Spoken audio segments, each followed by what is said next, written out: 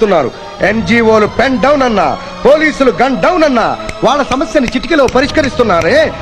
రైతు అనేవాడు పొలం జోలికి తప్ప ప్రభుత్వం జోలికి రాడనేగా సార్ రైతుల చేత ఎలా కన్నీళ్లు పెట్టిస్తున్నారు. అసలు దీనికంతటికీ కారణం మీకు రైతుల పట్ల ఇసుమంతైనా పరిజ్ఞానం లేకపోబట్టే. ఏం మాట్లాడుతున్నావు? ప్రైమ్ మినిస్టర్ గారికి అన్నీ తెలుసు. ఏం తెలుసు ఏం తెలుసు ఏం తెలుసని? కిలో పత్తికి ప్రభుత్వం కట్టిన రేటు 20 రూపాయలు. దాని నుంచి వచ్చే నూలుతో 8 గజాల చీర తయారవుతోంది. దాని విలువ 960 రూపాయలు. బొవ్వలేక బాధపడే రైతుకి 20 రూపాయలు ఎక్కడా? బట్టల వ్యాపారికి 960 రూపాయలు ఎక్కడా? ఇదెక్కడి న్యాయం?